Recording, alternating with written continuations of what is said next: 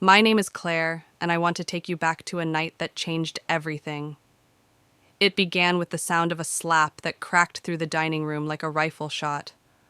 I stumbled back, my cheek stinging with fire, and for a second I couldn't breathe. The Thanksgiving turkey sat forgotten on the table, steam curling upward, untouched. 12 pairs of eyes locked on me, some wide with shock, others glinting with cruel satisfaction, but all of them silent. Maxwell, my husband, stood over me with his chest heaving. His hand was still raised, his voice sliced through the heavy air. "Don't you ever embarrass me in front of my family again." His words weren't just venom, they were a verdict. His mother smirked from her chair as if this was exactly what she had been waiting for. His brother gave a low chuckle, the kind that carried mockery more than humor. His sister rolled her eyes like I had brought this on myself. I could feel the heat rising in my face, not just from the sting of his hand, but from the humiliation of knowing that every single person at that table saw me as less than human. For years I had learned how to keep my head down, to move quietly, to absorb the blows, both physical and verbal, without a word. Tonight was supposed to be no different. I was supposed to smile, to serve the food, to let their remarks pierce me silently and bleed behind closed doors. But the slap, loud and undeniable, shattered the fragile script we always played out. And then something happened. From the far corner of the room near the window, a small voice rose, clear and sharp enough to cut steel. "Daddy." The room shifted. Everyone turned toward the voice. My 9-year-old daughter Emma stood there, clutching her tablet to her chest like a shield. Her eyes, dark, steady, and eerily calm, fixed on her father. They were my eyes, only stronger, only braver. And in that gaze, I saw something I hadn't felt in years: defiance. Maxwell's sneer faltered. For the first time in a long while, he looked unsure. That moment of hesitation, that crack in his armor, was everything. Because Emma didn't just stand there watching, she had a secret one that would bring the whole house of cards tumbling down. But in that split second before she opened her mouth, before the storm she had been building for weeks finally broke loose, I realized something. The slap wasn't the climax of our story, it was only the beginning. Right. And that's when Emma spoke. "You shouldn't have done that," she said calmly, like a judge passing sentence. The hush in the room grew heavier. It wasn't just the words. It was the way she said them, with a steadiness that made every adult at that table pale a shade lighter. Maxwell's face drained of color. His family exchanged nervous glances, sensing that something had shifted in the balance of power, though they couldn't yet name it. I stood frozen, my cheek burning, my breath shallow. And in that moment, I knew we had crossed a line. There was no going back to silence, no going back to pretending. Emma was about to reveal the truth, and with it, the one thing Maxwell had never counted on: consequences. The words dropped like thunder in the silence. For a moment, the entire room forgot to breathe. Forks hung in midair. The turkey sat untouched. Every eye shifted to Emma standing near the window, her small body rigid, her hands gripping her tablet as if it were a weapon forged just for her. Maxwell's face contorted, the rage in him flickering into something else: doubt, fear, disbelief.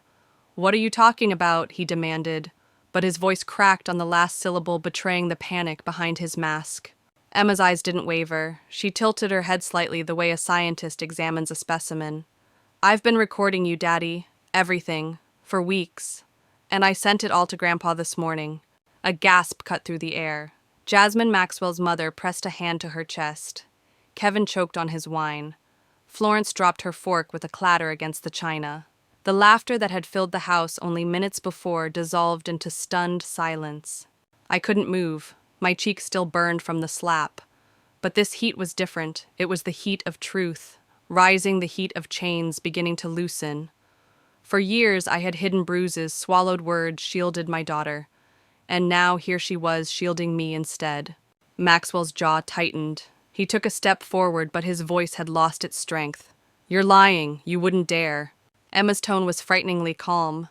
I told him about everything: the yelling, the names you call Mom, the times you shoved her, the night you threw the remote at her head.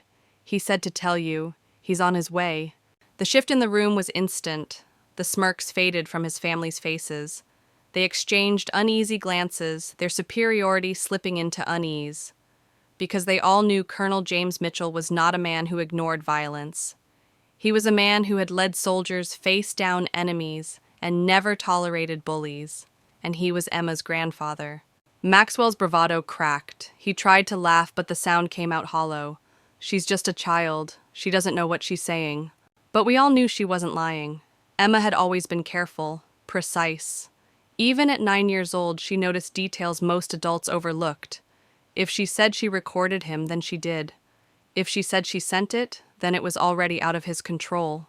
And in that moment, the man who had always commanded fear looked suddenly very small. I remember gripping the edge of the table trying to steady myself as the room tilted. Emma's voice had become the thunder that cracked open the storm, and Maxwell's kingdom of silence was collapsing. I looked at my daughter. My heart ached with fear for her boldness, but pride swelled too. She was braver than I had ever been. Maxwell tried once more. You think your precious grandfather will believe a child over me. You think he'll ruin my reputation for your silly little videos. Emma clutched her tablet tighter. He already saw them. And just like that, every person at that table paled. The evidence wasn't waiting to be discovered, it was already in the hands of the one man Maxwell could never intimidate. That was the moment his power fractured. Before I continue, let me ask you something. What would you have done if you were Emma? At 9 years old, would you have stood up risking your father's wrath to protect your mother? Tell me in the comments below.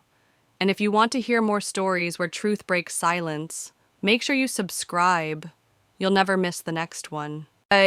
Maxwell's hand twitched at his side. His voice dropped low, almost pleading now. You don't understand, Emma. But she did. She understood more than anyone realized. She had seen everything. She had prepared. And with that single declaration, she shifted the power of the entire night. The slap had broken my silence. Emma's voice had broken his empire, and her recordings, those would bring him to his knees. 3 hours earlier, before the dining room turned into a battlefield, I had been in the kitchen basting the turkey. My hands shook with exhaustion, and every stretch of my ribs burned where last week's lesson had left its mark. The bruise was still dark, hidden beneath my sweater. I moved carefully, pretending nothing hurt, because weakness in this house was ammunition. From upstairs came the heavy voice that had ruled my life for years. Where the hell are my good shoes? I flinched, the spoon nearly slipping from my hand. In the closet, honey. Left side bottom shelf. My voice was steady, practiced, never too sharp, never too soft. The wrong tone could be an explosion. At the counter, Emma sat with her homework spread out, pencil poised, but eyes fixed on me. She had learned the rhythms of this house better than I had. At only 9 years old, she could read the set of her father's shoulders, the way his throat cleared before a tirade, the dangerous silence that came before the storm. Mom, she asked softly without lifting her gaze from the paper, are you okay? The question pierced deeper than any bruise. How many times had she asked me that? How many times had I lied? I forced a smile that didn't reach my eyes. I'm fine, sweetheart. Daddy's just stressed. Adults disagree sometimes, that's all. Her pencil stopped. She looked up, her dark eyes steady. No, you're not fine.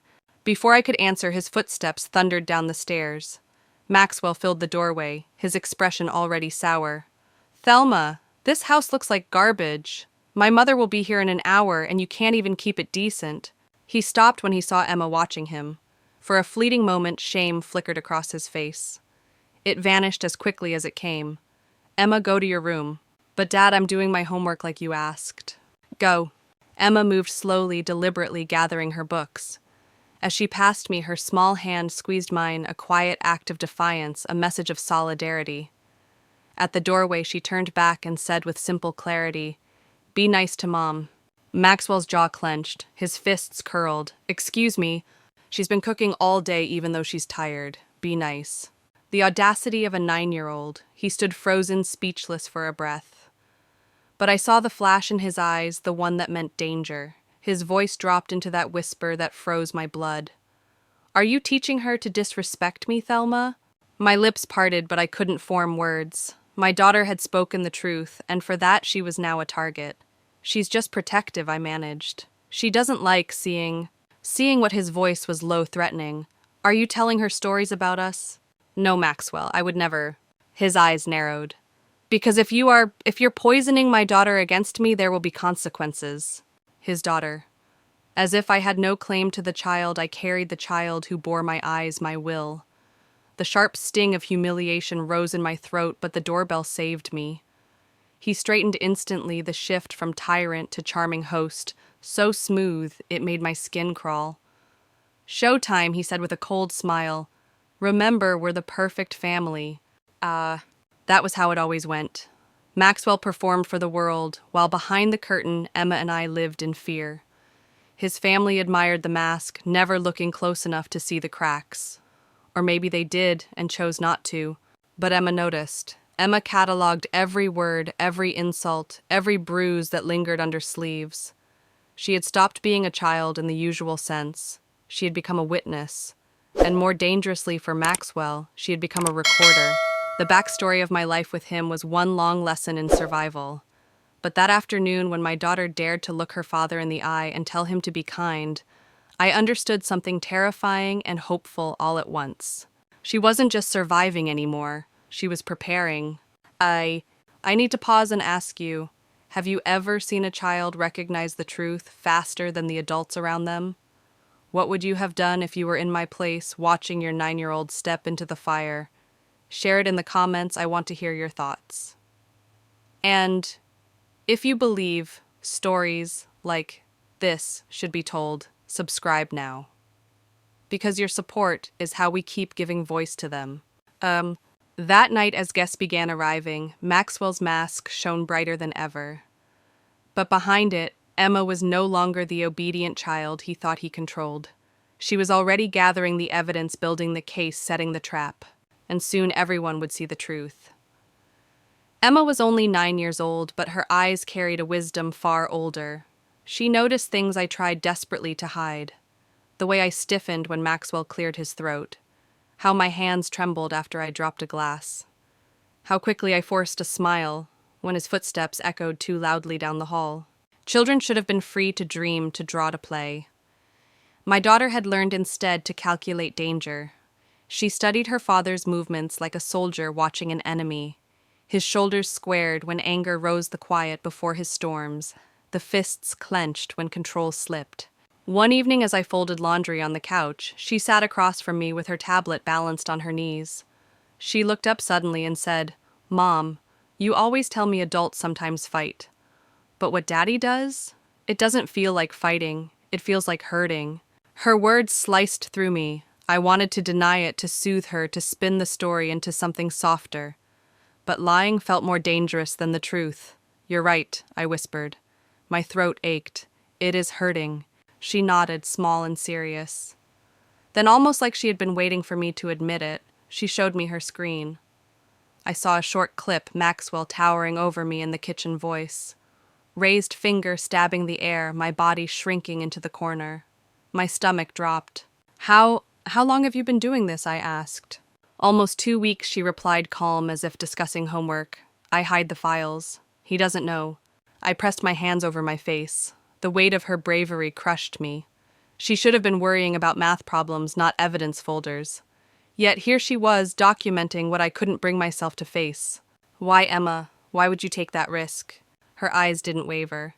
"Because someone has to protect us. And if I don't, who will?" That night, after Maxwell had shouted about the wrong brand of coffee and slammed the bedroom door so hard the walls rattled, Emma slipped into my room. She closed the door quietly and climbed onto my bed.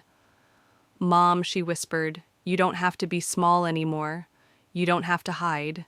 I looked at her, this child who should have been safe in innocence, and felt both despair and awe. She had grown sharp in the shadows of his anger. She wasn't waiting for me to save her. She was preparing to save me. The next day, while Maxwell left for work, Emma explained her system. Each video was labeled with dates and times. She stored copies in hidden folders, and she had started sending pieces to someone she trusted more than anyone, my father, her beloved grandfather. When she told me this, panic surged through me.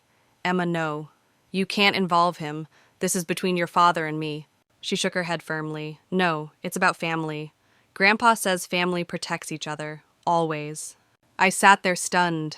My daughter, 9 years old, had built a fortress of truth, brick by brick, while I clung to silence. And though fear gnawed at me, fear that Maxwell would discover her plan, I also felt something else rising. Hope. I want to pause here to ask you something. Have you ever seen courage come from the most unexpected place from a child, from someone you thought needed protecting? Would you have trusted Emma's plan or tried to stop her? Let me know in the comments. And if stories of resilience like this matter to you, subscribe, because these voices deserve to be heard. From that point on, Emma wasn't just my daughter. She was my mirror reflecting the truth I refused to face. Every glance she gave me seemed to say, "You don't have to be small. You don't have to be silent." Maxwell thought he ruled the house. He never suspected the smallest person in the room was quietly dismantling his power, and soon the world would know. The school project was supposed to be simple: document family dynamics, record conversations, show how families interact. For most children, it meant funny clips of parents telling jokes or siblings squabbling over toys. For Emma, it became something entirely different, a mission. She came into my room one evening, holding her tablet, close, her face serious. "Mom," she said carefully, "our teacher says it's important to understand what healthy families look like. And what other families look like, too." The words made my chest tighten. "What do you mean?" "Videos," she answered. "Evidence, proof." I froze. She wasn't asking for permission, she was telling me what she was already doing. I wanted to scream, to demand she stop, to remind her she was just a child. But when she turned the screen toward me, my voice died. Clip after clip played.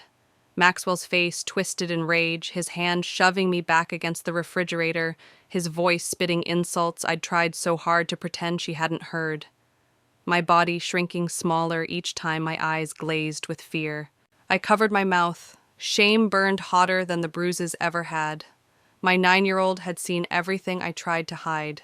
"Emma, this is dangerous. If he finds out—" "He won't," she interrupted, calm but firm. "I'm careful. I only record when he's the angriest.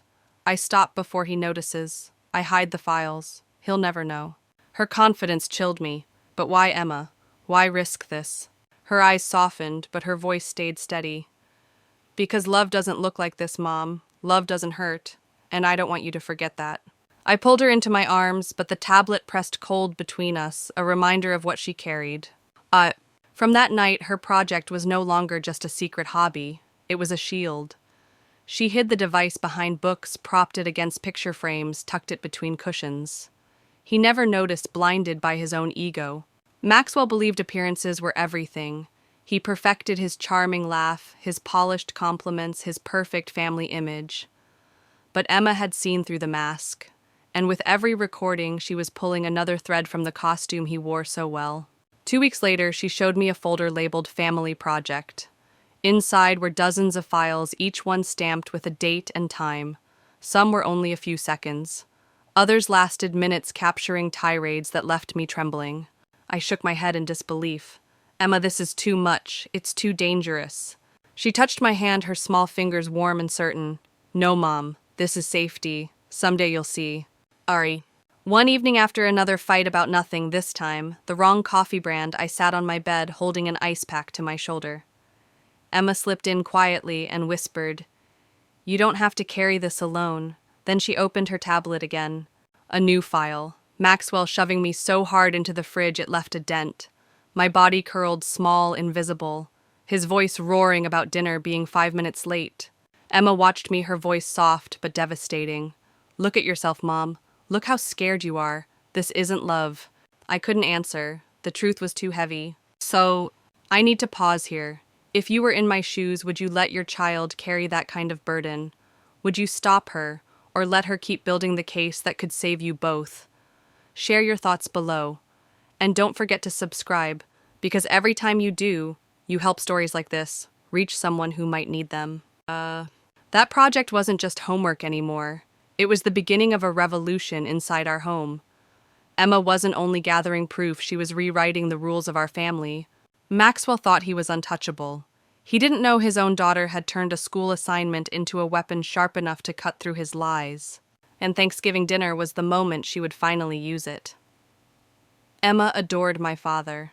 To her, he wasn't just Grandpa, he was a hero. A retired colonel who carried himself with quiet authority, who taught her lessons about courage and justice on every phone call. When she told me she had sent the recordings to him, I nearly collapsed. "Emma, you can't involve Grandpa in this," I whispered one night, my voice shaking. "This is between me and your father." Her eyes burned with determination. "No, Mom. It's about family. And Grandpa says family protects each other." I thought she was exaggerating, maybe bluffing to scare Maxwell in her imagination. But the next morning, she showed me her messages, a short text she had sent. "Starting to worry about Mom. Can you help?" His reply came in seconds. "Always. Call me anytime. I love you both." Emma looked up at me, her voice steady. "He's ready. Ready for what I asked, though my heart already knew. To save us." For weeks, I watched my daughter become something both heartbreaking and awe-inspiring. She moved like a little soldier on a mission. Her eyes missed nothing. Every cruel remark, every violent gesture, she documented all of it with surgical precision. The tablet never left her side, but she held it like a shield, not a toy. Maxwell, blinded by his arrogance, never suspected. He strutted around the house, barking orders, maintaining his image of control. He didn't notice the small lens quietly capturing the truth. He didn't notice his own daughter gathering the very evidence that would destroy him. One night I heard Emma on the phone with my father. Her voice was hushed but certain. "Grandpa, what would you do if someone was hurting Mom?" His answer was immediate, stern. "Anyone who hurt your mother would answer to me, Emma. Family doesn't hurt family. Real family protects each other." When I confronted her later, she admitted the call wasn't hypothetical. "I wanted to hear him say it," she explained, "so I know we're not alone." Tears filled my eyes. I had spent years believing we were alone. Yet my 9-year-old had reached for backup, had rallied a soldier to our side. One evening, Emma came to me with her tablet open, scrolling through folders. "Mom, I have 43 days of video, 17 hours of footage, and audio of 28 incidents." The precision in her voice made my stomach twist. She spoke like an investigator, not a child. I wanted to take the device and smash it, but then she showed me a clip of Maxwell's hand, gripping my throat, slamming me against the wall while I begged for air. My breath caught, my shame burned, but Emma's eyes never wavered. "This isn't love, and you don't have to pretend anymore. Grandpa will make sure of it." That was when I stopped fighting her. I stopped trying to shield her from the truth she already knew. Instead, I let her prepare. Maxwell thought his mask of charm would always protect him. But behind that mask, Emma had built an unbreakable case. And in my father, she had found an ally with power, with honor, with the will to act. Before I go further, let me ask you, if you had a father like mine, someone strong and uncompromising, would you have told him everything, or would you have stayed silent out of fear, like I did? Tell me your thoughts in the comments, and if you believe stories of justice matter, make sure you subscribe, because your support brings these voices to light. By the time Thanksgiving arrived, Emma wasn't just my daughter anymore. She was a strategist, a protector, and a messenger carrying the truth to someone who would not let it die in silence. Maxwell had no idea, but his reckoning was already on the way. Maxwell wore two faces, and for years I had been forced to live with both. To the outside world, he was the successful husband, the doting father, the man who provided. He charmed neighbors, impressed colleagues, and won his family's admiration with a smile that looked like it belonged on a magazine cover. But behind closed doors, the mask slipped, and what remained was terrifying. He could switch in an instant. One moment he was laughing at a joke. The next he was slamming his fist on the table, his eyes filled with a rage that froze me in place. Emma noticed the change more keenly than anyone else. She once whispered to me, "It's like he's two different people," and she was right. On Thanksgiving morning, I saw the performance unfold again. He adjusted his tie in the mirror, his reflection flawless. "Remember," he said, his tone sharp today, "we are the perfect family. Loving husband, devoted wife, well-behaved child. Can you manage that?" I nodded, too tired to resist, but Emma only looked at him with an expression that made my heart race. She said, "I understand, Daddy," her voice calm, too calm. Something about the way she agreed so easily should have warned him. but Maxwell, blinded by his vanity, didn't notice. The doorbell rang, and with it the show began. Jasmine swept into the house first, her perfume filling the air, her critical eyes scanning every corner. "Oh, Thelma, dear," she said in that syrupy voice that dripped with condescension. "You've done something different with the decorations. How rustic." I had spent 3 days perfecting them. My hands shook as I smiled politely. Kevin and Melissa followed, dressed in designer clothes, their smirks as sharp as knives. "Smells good in here," Kevin said, then muttered just loudly enough for once. Florence arrived last, embracing me tightly before whispering into my ear, "You look tired." "Are you not sleeping well?" Maxwell always says, stressed wives age faster. Each remark was a dagger slipped between my ribs. And Maxwell, standing tall in the middle of it all, didn't defend me. He never did. Instead, he let their cruelty wash over me sometimes, even joining in with a laugh. Emma stood quietly in the doorway, her tablet in her hands, her sharp eyes recording not just with the camera, but with her memory. She catalogued every insult, every smirk, every moment her father betrayed us with silence. The night went on, the mask firmly in place. Maxwell carved the turkey with theatrical precision, raising his glass for toasts, playing the role of the patriarch. His family applauded his performance, blind or perhaps unwilling to see the truth. But Emma wasn't blind. She saw everything. She wasn't distracted by the sparkle of silverware or the clink of wine glasses. She noticed the flicker in my eyes each time someone called me worthless. She saw the way Maxwell's lips curled into a smile when his mother degraded me. And she remembered.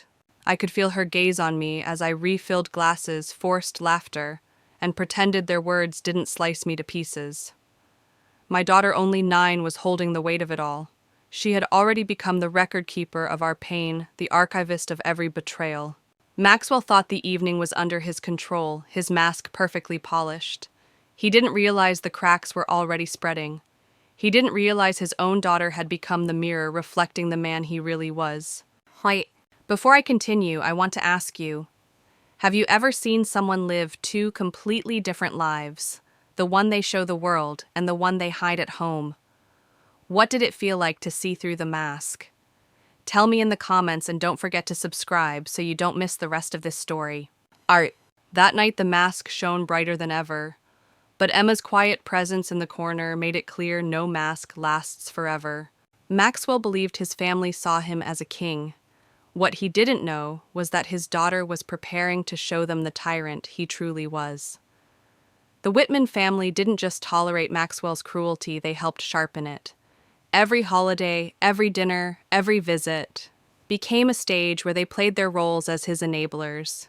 They weren't bystanders. They were accomplices. That Thanksgiving night was no different. Jasmine, his mother, sat at the head of the table with her glass of wine, her gaze sweeping over me like a spotlight designed to expose flaws. "Thelma, dear," she said sweetly, "Maxwell really married down, but he's such a good man for taking care of you."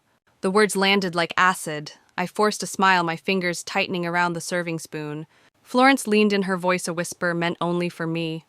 "Remember when you tried to go back to school nursing, wasn't it? Maxwell had to put his foot down. Someone needed to focus on the family." That wasn't the truth. I had been accepted into a nursing program. I had dared to dream of independence, of a future where I could stand on my own. Maxwell sabotaged the application. He told me I was too stupid to succeed, that I'd embarrass him by failing. And now his sister twisted it into proof of his sacrifice.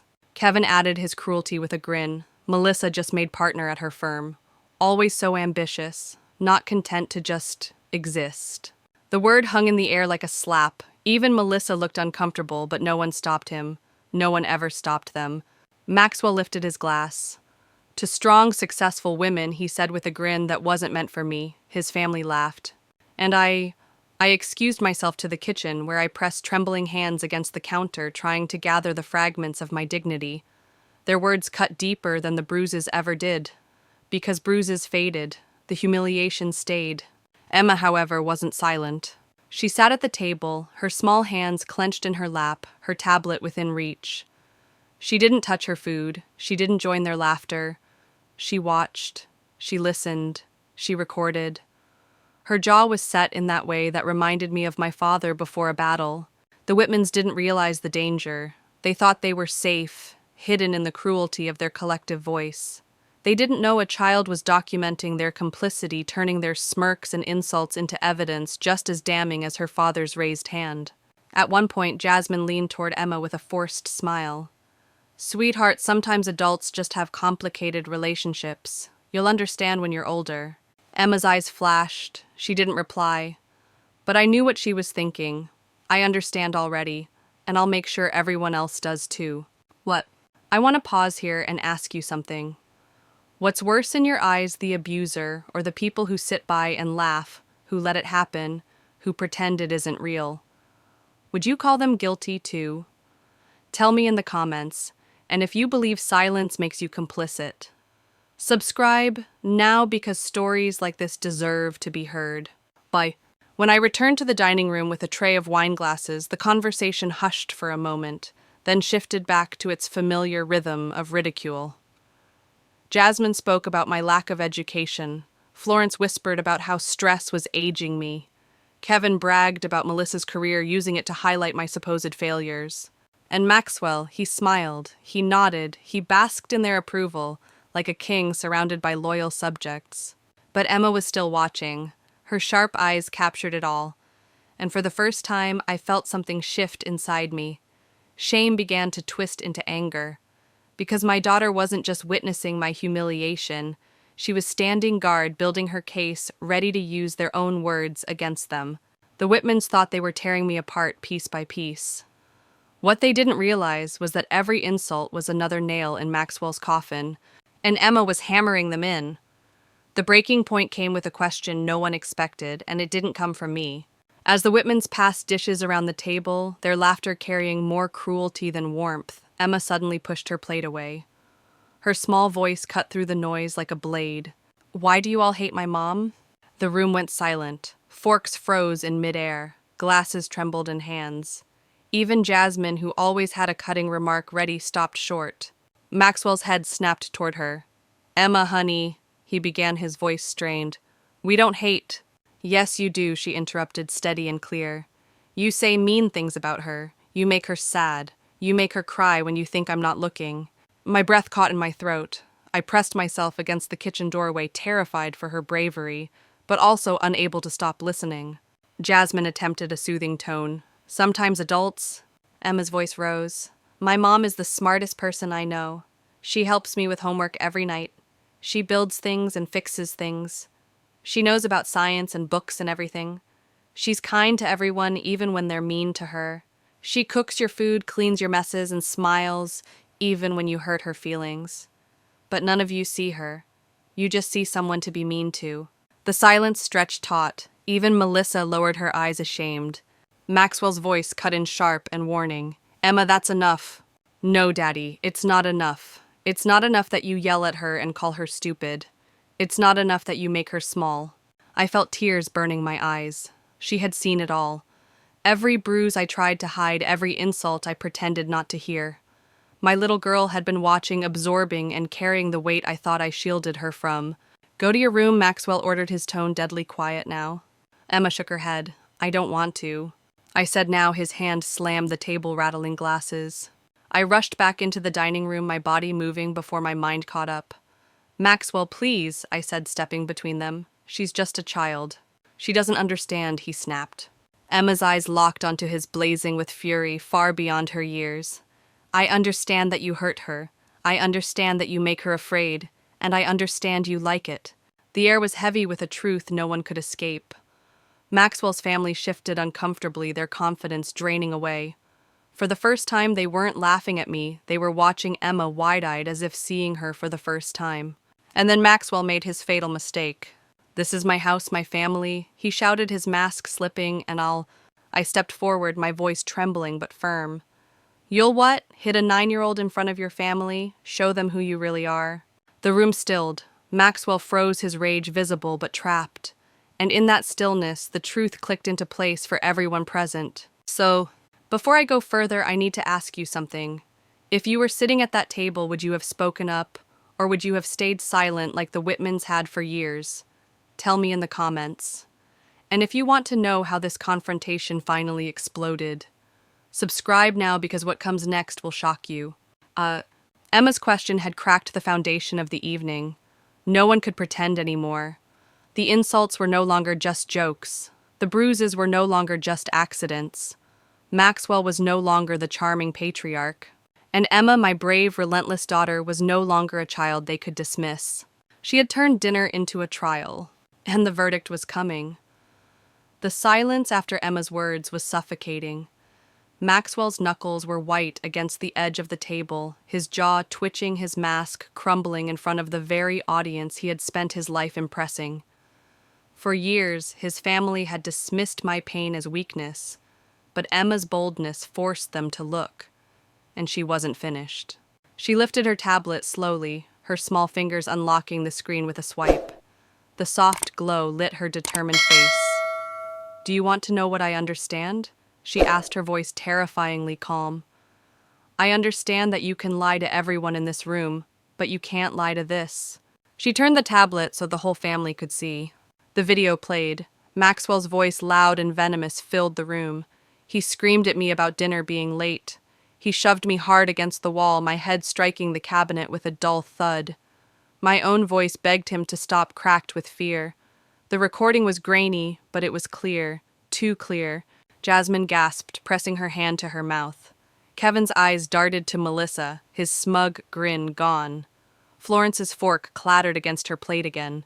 Even Melissa, usually silent, whispered, "Oh my God." Emma's voice carried over the stunned silence. This was Tuesday. "Do you want to see Wednesday or Thursday?" When he threw the coffee mug at Mom's head, Maxwell lunged forward, panic finally overtaking his bravado. "Give me that," he shouted, reaching for the tablet. But Emma was quicker. She darted behind me, holding it close. "Don't bother, it's all backed up. Grandpa has it. So does Mrs. Andre, and the police." The room erupted in a chorus of whispers and panicked voices. Jasmine's face turned ashen. "Police," she whispered. Emma nodded. "Grandpa said bad people need consequences. He told me to make sure the evidence was safe." Maxwell froze, his hand suspended in the air, rage colliding with fear. He looked around the table, desperate for support. But his family's expressions had shifted. No longer smug, no longer mocking. They looked horrified because now the truth was undeniable. Kevin's voice broke the silence. "Jesus, Maxwell, what have you done?" "I haven't done anything," Maxwell shouted, his voice high, defensive, frantic. "She's lying. She's a manipulative little—" Emma cut him off with a single sentence. 43 days, 17 hours, 28 incidents. The precision in her tone made the blood drain from his face. And just like that, the man who ruled our home with fists and fury was cornered by the truth of his own actions by a 9-year-old with a tablet and courage he could never understand. I stood there, shaking, my heart pounding against my ribs. Shame, fear, and hope all collided inside me.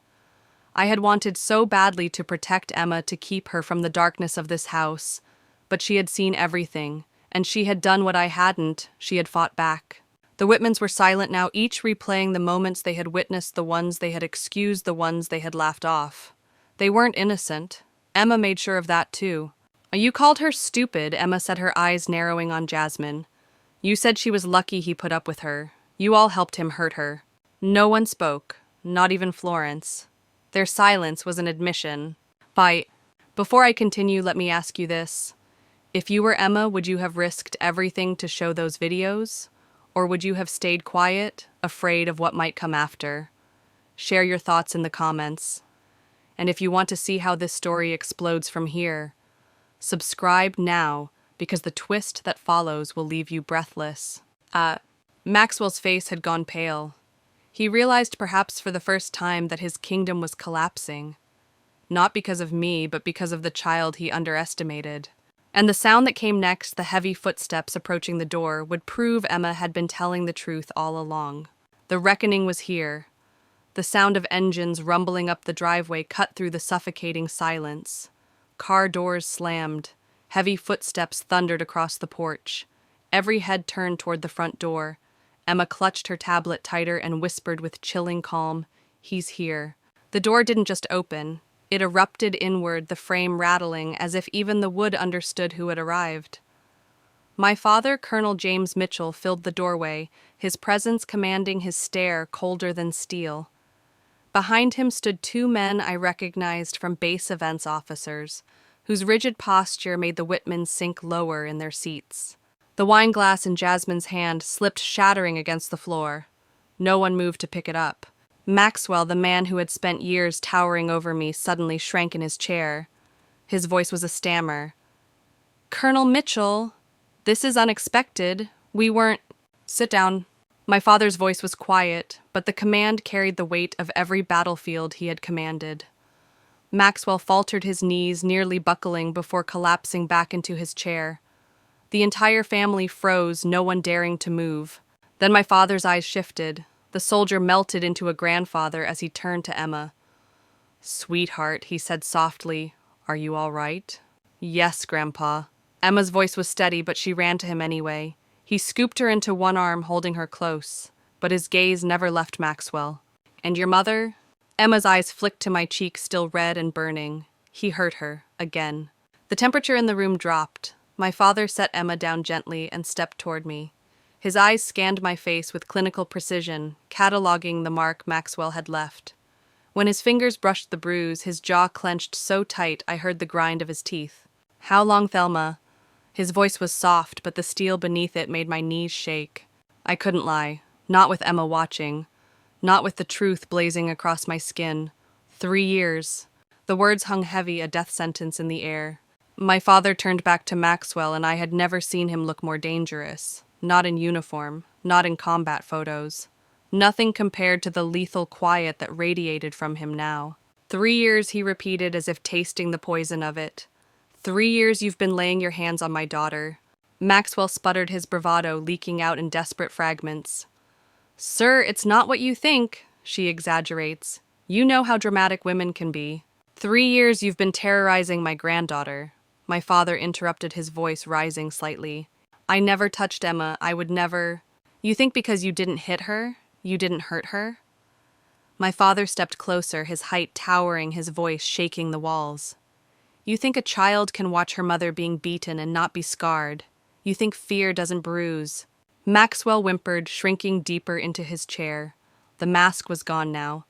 For the first time, his family saw what Emma and I had always known, the coward behind the charm. Jasmine tried to speak, her voice trembling. "Colonel Mitchell, surely we can discuss this." "Mrs. Whitman." My father cut her off, his tone sharp enough to slice glass. "Your son has been abusing my daughter under your roof with your blessing. You've called her stupid, worthless, lucky to be tolerated. You are complicit. Every bruise on her body, every tear from my granddaughter's eyes, you helped cause them." The room went silent. Jasmine's face crumpled, her defense dying on her lips. Emma's voice rose from beside me, calm but cutting. "You knew. You just didn't care. Because it wasn't happening to you." No one could deny it now. Not with the recordings. Not with the bruises. Not with my father standing in the middle of the room, his fury burning hotter than any fire. I need to pause here and ask you, if you had a father like mine, unyielding, fierce, unwilling to let injustice slide, would you have hidden the truth for so long?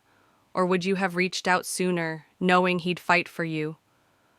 Share your thoughts in the comments. And if you want to see how justice landed that night, subscribe now, because what's coming next will leave you breathless. Maxwell sat shaking, cornered in his own house. His family, once smug and mocking, now stared at him with disgust. And in that moment, I realized the tide had turned completely. The tyrant of our home had finally met someone he couldn't intimidate, and his empire of silence was about to crumble. My father stood tall at the head of the dining table, his presence swallowing the room whole. Maxwell's family, who once spoke with cruel confidence, now looked like frightened children caught in a storm they never saw coming. 3 years, my father repeated, his voice low but sharp. 3 years of bruises, insults, and fear. 3 years you thought you could break my daughter without consequence. Maxwell tried to defend himself, but his voice cracked under the weight of the truth. "It was just arguments, sir. Every marriage has fights. You're hearing it out of context." Major Reynolds, one of the officers who entered with my father, stepped forward and placed a tablet on the table. "We've reviewed the evidence," he said firmly. video documentation of repeated assaults, audio recordings of threats, medical records consistent with abuse, reports from Emma's teacher to Child Protective Services. This is not hearsay, Mr. Whitman. This is a record of crimes. Maxwell's face drained of color. You can't? Those are private medical records. They belong to her, Reynolds replied, his tone icy. She has every right to release them, and she has. My father leaned forward, his gaze unrelenting. Let me make this plain. What you've committed isn't just cruelty. It's assault and battery. It's domestic violence. It's terroristic threatening. It's intimidation of witnesses. Every bruise, every tear, every whispered fear, that's evidence. And evidence means consequences. The room was silent, save for Maxwell's uneven breathing. Emma stepped closer to my father, her tablet still clutched in her arms. Her small voice carried louder than any shout. I told Grandpa everything. I told him you yell at Mom, call her stupid, shove her. I told him about the times you made her cry, and I showed him proof. 43 days, 17 hours, 28 incidents. Kevin, who had mocked me earlier, now stared at Maxwell like he was seeing a stranger. Good God, Max. She has recordings. All of this is real. Maxwell slammed his fist against the table, desperation bleeding through. She's lying. She's a child manipulating everyone. Emma calmly turned her tablet around and hit play. The image filled the screen, Maxwell grabbing me by the throat, slamming me against the kitchen wall, his voice booming with rage. My body shrank in fear, my voice barely audible. This was Tuesday, Emma said coldly. Would you like to see Thursday? The silence that followed was crushing. Melissa began to cry. Florence pushed her chair back, shaking her head as though she wanted to erase every cruel word she'd spoken earlier. Jasmine's face crumpled pale with the realization of what her son truly was. Captain Torres, the base legal officer, stepped forward with a folder. Her tone was clipped professional. Mr. Whitman, you are hereby served with a temporary restraining order. Effective immediately, you are to have no contact with your wife or daughter. You are ordered to vacate this residence. This is my house, Maxwell barked, his last desperate thread snapping. Actually, Torres corrected, scanning the papers. It's in both names. And given the evidence, your wife has been granted temporary exclusive occupancy. Maxwell looked around the room, begging his family for support. Mom, Kevin, say something. But Jasmine's voice shook as she whispered, We've seen the videos, Max. We all have. Your grandfather would be ashamed. Kevin stood abruptly, his face gray. Melissa and I are leaving. We can't be a part of this. Florence followed, her voice trembling. Family doesn't do what you've done. Family protects. One by one, his family filed out, leaving Maxwell alone at the table, pale and trembling. The very people who once propped up his arrogance had abandoned him, their loyalty dissolving in the face of undeniable truth.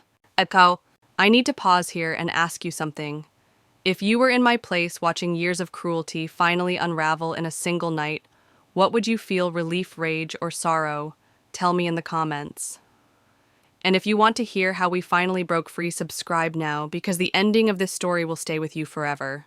But my father's voice cut through the silence once more. Pack a bag, he told me gently. Both of you. You're coming home with me tonight.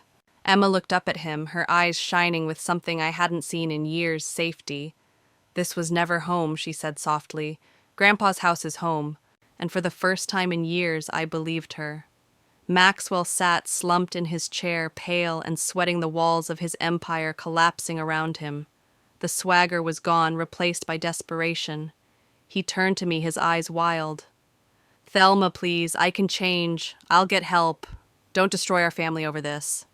I stared at him, the weight of 3 years of bruises pressing down on me. My voice shook, but it was steady enough to slice through the room. Over what? Over you hitting me. Over you terrorizing our daughter. Over 3 years of making us afraid to breathe wrong. His lips trembled. It wasn't that bad. Emma's voice cut through like a knife. Yes, it was. I have 43 days of recordings that prove it was exactly that bad. Maxwell flinched as if her words hit harder than any blow. For the first time, I saw recognition in his eyes, not of guilt, but of loss. He looked at Emma, his daughter, the one person who should have looked up to him, and realized she didn't see a father anymore. She saw a coward. "Emma," he pleaded, "I'm your father." She shook her head slowly, her voice carrying the finality of a verdict. "No. Fathers protect their families. Fathers make their children feel safe. You're just the man who used to live here." The words shattered what little was left of his composure. He reached out, but no one moved to help him. Not his mother, not his siblings. They sat in silence, complicit in their shame. My father nodded to the officers. "Escort him out." Maxwell tried one last time, his voice breaking. "Mom, Kevin, Florence, please don't let them." But Jasmine's tears spilled over as she whispered, "We can't protect you from this, Max. Not anymore. We all saw, and we can't unsee it." The officers pulled him to his feet. He resisted weakly, his voice rising in panic. "You can't do this to me. This is my family, my house." But no one answered. The front door slammed shut behind him, and just like that, the tyrant was gone. The house was quiet, almost too quiet. The walls that had echoed with his rage for years now seemed hollow, empty. I felt my knees weaken, and Emma's hand slipped into mine, steadying me. "You're free now, Mom," she whispered. I pulled her close, tears spilling down my cheeks. For the first time in years, I allowed myself to believe it. I need to pause here and ask you something. If you had the chance to stand in front of the person who hurt you the most, would you let them beg? Or would you shut the door and finally walk away? Tell me in the comments. And if you believe stories like this deserve to be heard, subscribe now and be part of this community where truth always finds its voice. That night my father told us to pack bags. "This was never your home," he said gently. "It was your prison. You're coming with me." Emma looked up at him, her eyes fierce and certain. "He's right, Mom. Grandpa's house is home." And in that moment, I realized my 9-year-old had been braver, smarter, and stronger than I had allowed myself to be. She hadn't just documented the abuse, she had orchestrated our escape. The chains were broken, the silence was over, and for the first time in 3 years, I felt what freedom tasted like. 6 months later, the walls around us no longer echoed with rage, they echoed with laughter. Our new apartment was small, but sunlight poured through the windows in the mornings, and every door could be locked, without fear of who might come through.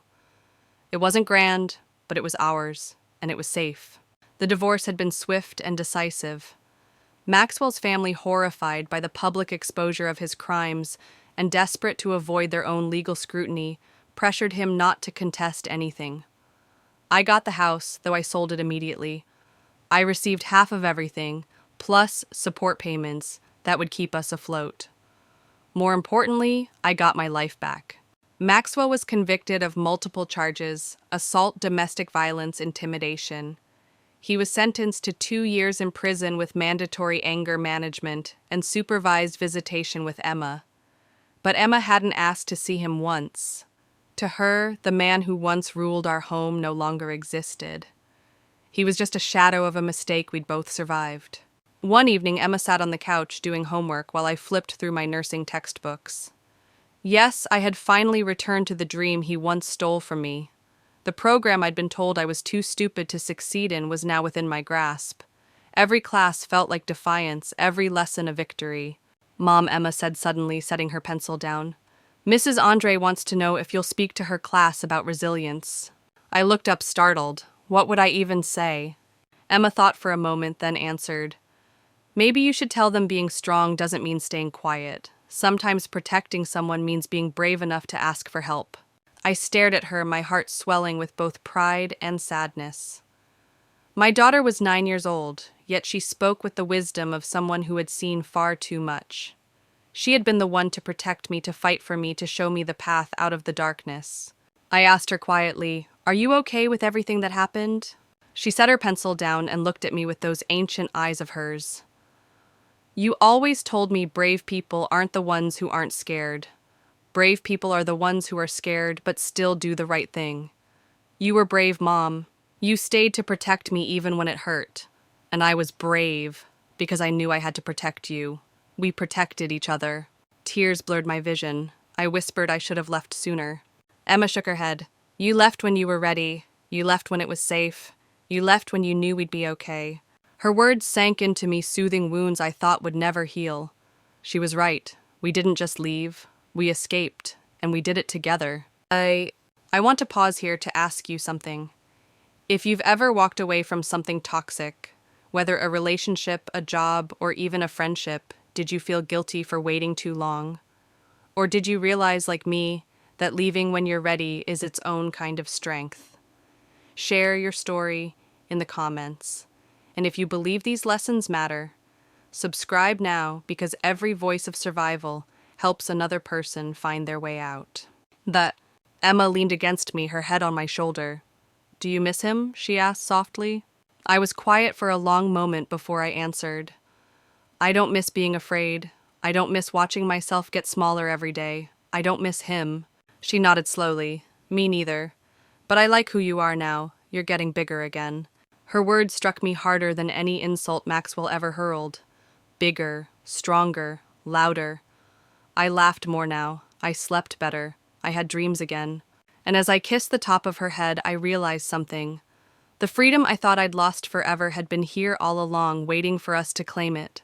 Emma had given me the courage to remember who I was. And now we were building a life where fear no longer lived. 3 years later, Emma was 12. Her hair had grown longer, her laughter brighter, but her eyes still carried that same fierce intelligence that saved us. She never forgot what happened, and neither did I. Maxwell was nearing the end of his prison sentence. He wrote letters sometimes asking for forgiveness, promising he had changed, begging for a chance to be a father again. Emma never wrote back. She told me once, "I didn't get him in trouble, Mom. He got himself in trouble. I just made sure his choices had consequences." Those words, spoken so matter-of-factly, struck me with the clarity of truth. She still had the recordings. I thought she deleted them after the trial, but one day she confessed I kept them. They're encrypted, stored in 3 places. Mrs. Andre taught me about digital security. She says I have good instincts for justice. I looked at her, this 12-year-old girl who carried more wisdom than most adults, and felt pride surge in my chest. I had graduated nursing school by then. I was working in the emergency room helping patients who arrived with accidents that I recognized instantly for what they really were. I knew the shadows in their eyes, the excuses in their voices, and when I knelt beside their beds, I told them gently about a little girl who once saved her family with an iPad and a plan. Emma became my compass. One afternoon, she told me about a girl at school whose stepfather was hurting her mom. My blood froze, but Emma didn't hesitate. She handed the girl her old tablet and showed her how to use the recording app. "You're not tattling," Emma told her. "You're gathering evidence. And evidence is power." I realized then that Emma wasn't just my daughter, she was a protector, a leader. My father often said she had the makings of a soldier. I believed him. She had courage in her blood. And though Maxwell's letters kept arriving, begging for redemption, Emma only shook her head. "Fathers protect their families," she said firmly. "He was never a father, just the man who used to live with us." Sometimes people asked me if I felt guilty for not leaving sooner. I used to. But Emma reminded me over and over that leaving when it was safe was its own kind of bravery. And she was right. We didn't just leave, we broke free. The truth is, I no longer lived in the shadow of Maxwell's violence. I lived in the light of my daughter's strength. And every day I grew a little bigger, a little stronger, until I no longer recognized the broken woman I used to be. I want to pause here. What do you think forgiveness means in a story like this? Should someone like Maxwell ever get another chance? Or is true justice making sure he never has the power to hurt again? Tell me your thoughts in the comments. And if you want to hear more stories of survival, resilience, and justice, subscribe now. And when you do, stay tuned, because I'll tell you about another woman who turned the tables on her abuser in a way no one saw coming. Emma's bravery had reshaped not only my life, but the lives of those around us. And as the sun set outside our apartment one evening, I held her close and whispered, "You're the bravest person I've ever known." She smiled against my shoulder. "I learned it from you. You just forgot for a while." In that moment, I realized she was right. Courage had always been there, buried under fear. It took a 9-year-old with a tablet to remind me. And now together, we were free. Freedom did not come to us in one dramatic instant. It unfolded slowly like the sunrise after a storm. Some mornings, I still woke expecting the weight of fear, only to find sunlight spilling across the floor instead. The silence of our apartment was no longer heavy, it was peaceful. Emma grew into her teenage years with a strength that humbled me. She laughed easily, studied hard, and carried herself with the quiet confidence of someone who had already faced monsters and won. My father often told her Mitchells don't back down, and she lived by those words. For me, healing meant remembering who I was before Maxwell. It meant finishing nursing school, wearing my scrubs with pride, and using my story to recognize the hidden bruises in patients who whispered lies about falling downstairs. I wasn't just treating wounds. I was giving people hope, showing them that escape was possible, that freedom was worth fighting for. Sometimes Emma would ask me if other kids still had to do what she did, record their parents plan their own escape. The question broke my heart. I told her I hoped not.